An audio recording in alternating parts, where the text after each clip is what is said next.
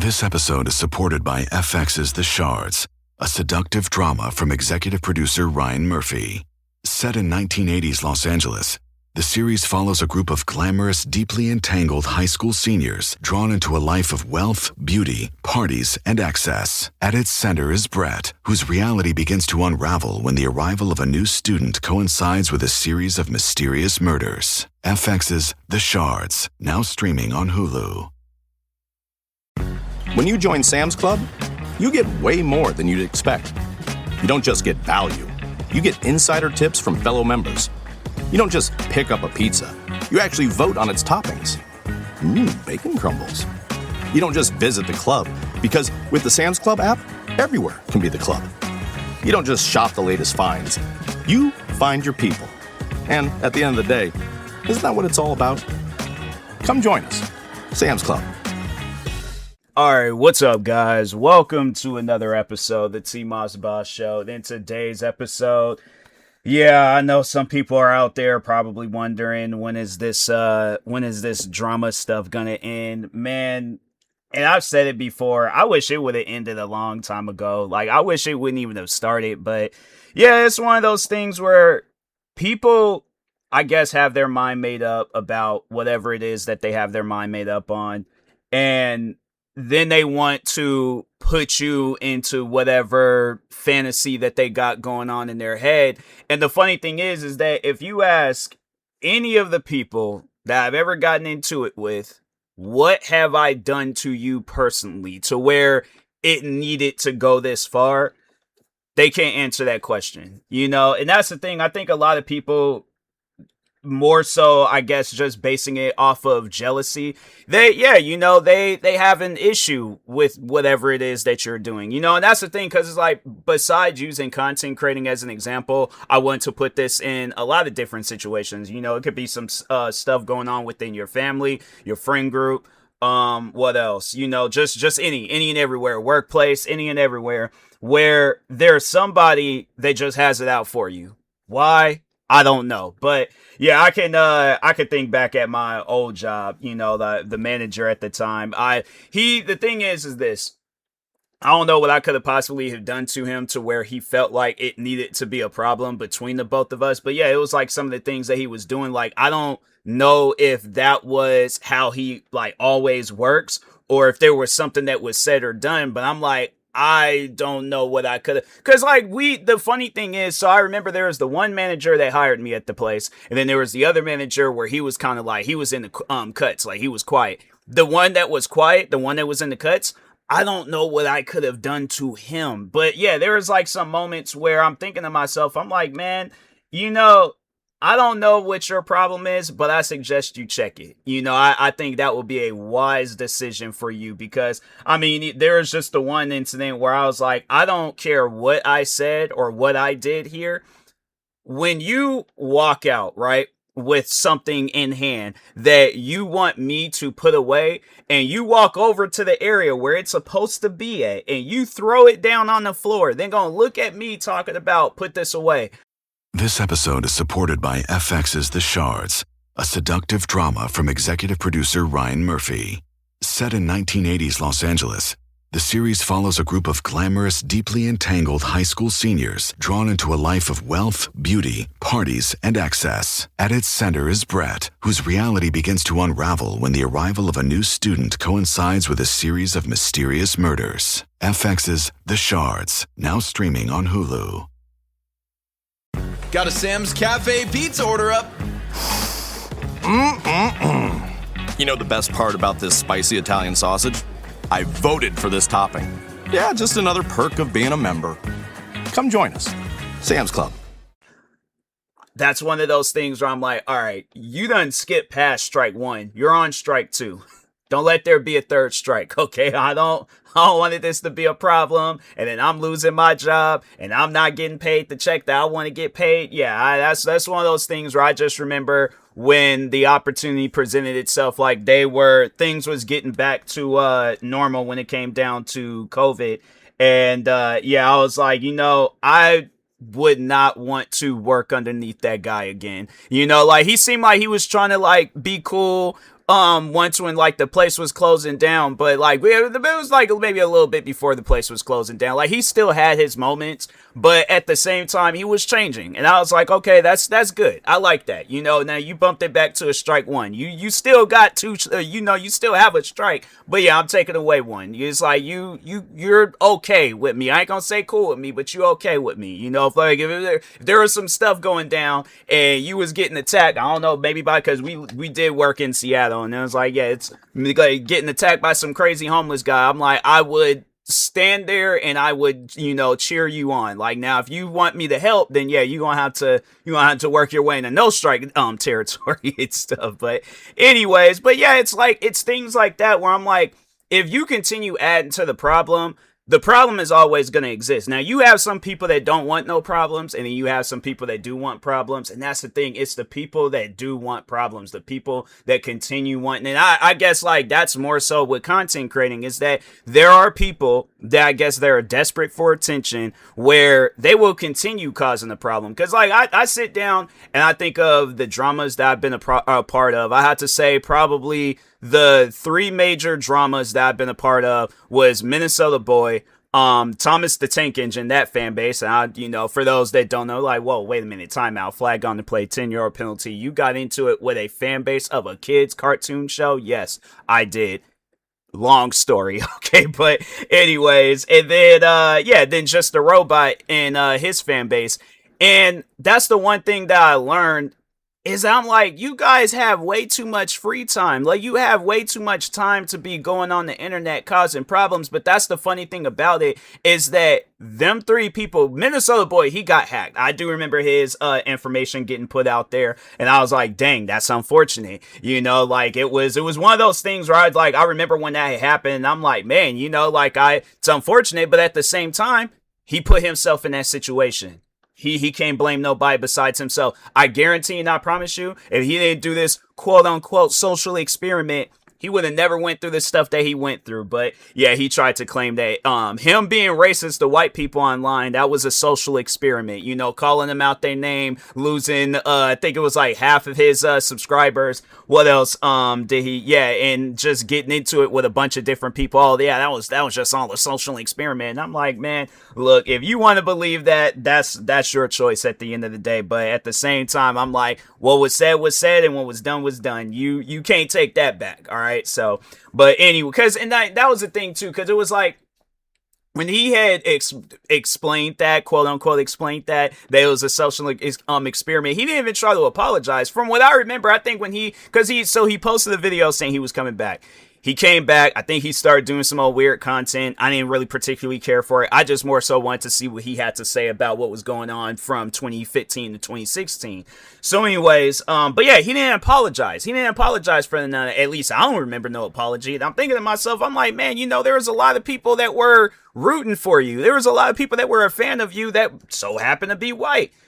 When they open up the, YouTube and they see, I wouldn't say their favorite content creator, but maybe some of them, they did consider you your favorite content creator or their favorite content creator. And when they see a video of this content creator saying, oh, I hate all white people this, white people that, and all that's going to leave a bad feeling in them, to where they ain't going to want to continue subscribing or supporting you. Now, I'm pretty sure, yeah, a lot of them done moved on, forgot about you, probably they done became content creators themselves. You don't really know where they're at, but it's like, the one thing I think that would have made things a lot better is if you properly apologize. And that's the thing where, when they cause problems and they want problems to continue, that's one thing that they suck at, is wanting to, or is apologizing. And that's the thing where it's like, people, apologizing isn't hard, but that's the thing I will say, is that you have to mean the apology. You can't just be like, oh, I apologize, and then turn around and start doing the same stuff over and over, because then people ain't gonna trust you. Then when it does come time for you to properly apologize,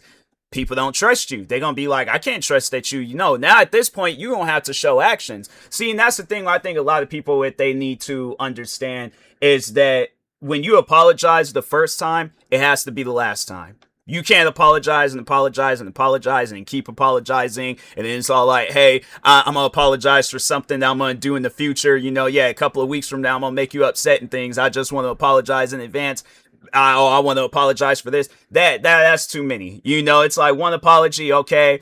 If you mess up once more, then I'm like, okay, the apology isn't going to be as trusting as the first one, but I guess to make you sleep better at night, I will accept the apology. You haven't had to apologize like 4 or 5 times it's one of those things where I'm like, nah, can't trust it, I'm like, you said this before, and I'm like, I ain't hearing that, so, but anyways, like, yeah, apologies. I feel like nowadays apologies need to be a joke, but let me explain. The reason why they need to be a joke, because you shouldn't even offend somebody in the first place, and that's the thing where I'm like, and I know people are gonna probably be all like, oh, well, what about that Thomas the Tank Engine stuff? So the situation with that, it wasn't, and that was the thing. It was like, I explained my side of the story. That's the problem with some people on the internet, is that they don't hear your side of the story. They only hear their side of the story, or other people that they want to listen to. But the thing is that it wasn't my intentions on like upsetting that whole fan base.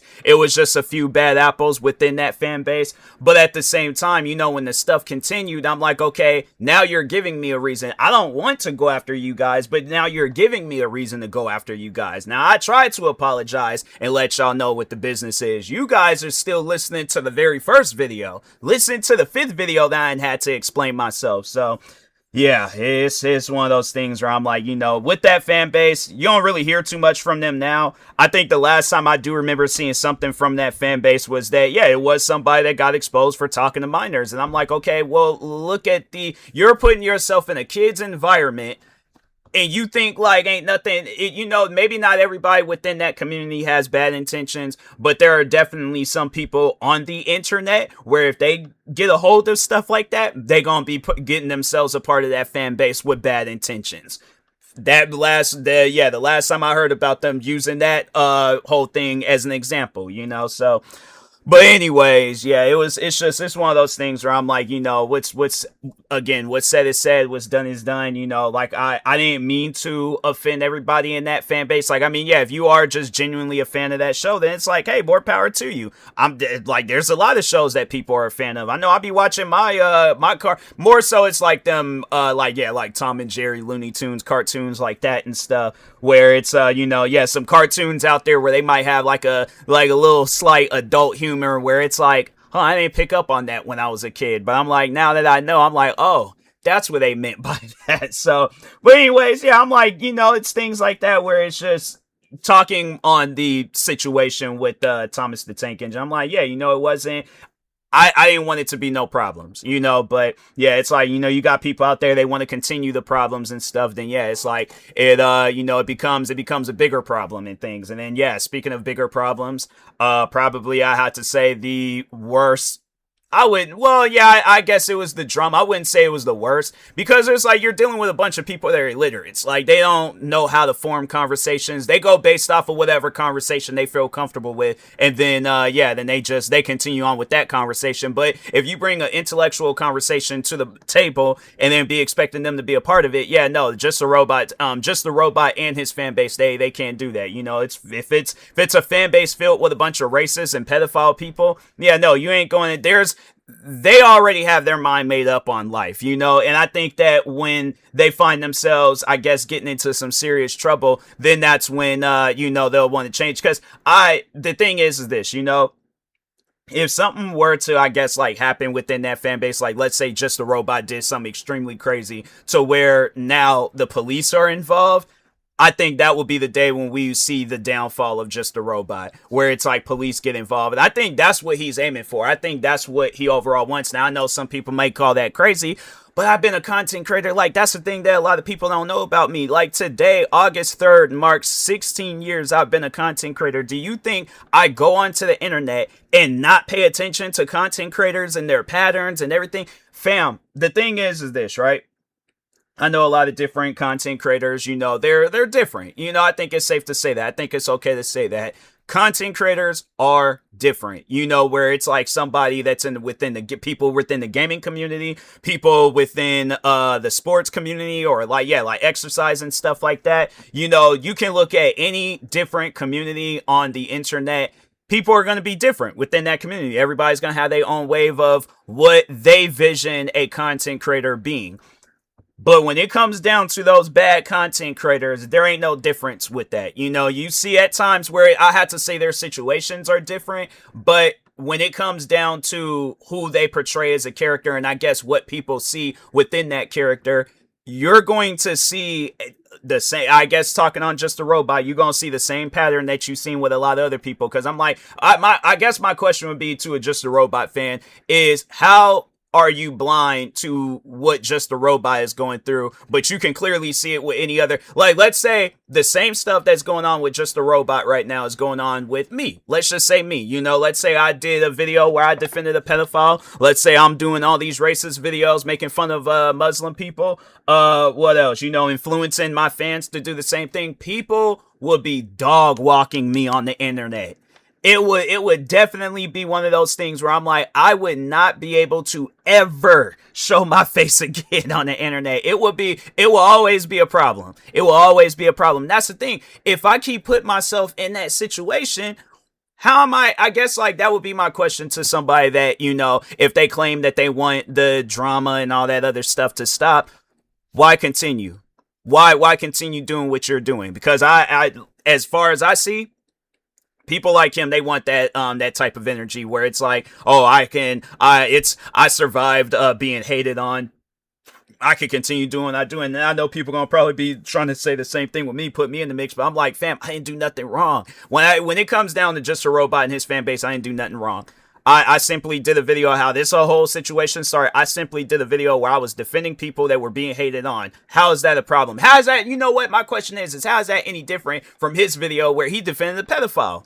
I guess the only difference is that, yeah, you can't go to jail for doing a reaction video, but you can definitely go to jail for being a pedophile. So, yeah, that's why I'm like, man, you know, the thing is this. I had to say, with people that wants the problems to continue, is that there's no convincing them of, you know, the differences between right and wrong. There ain't no, like, no, they're gonna continue thinking however they want to think, doing whatever they want to do. The only thing, I guess, like, for those out there that, you know, if you are dealing with somebody like that and you want the issue to stop, the only way that you'll, I guess, get them to stop is by, yeah, you know, you just gotta let them self-destruct. That's the thing, though, with people like that, is that they always self-destruct. They always do something to themselves where there's no, yeah, he might have, like, the thing is this.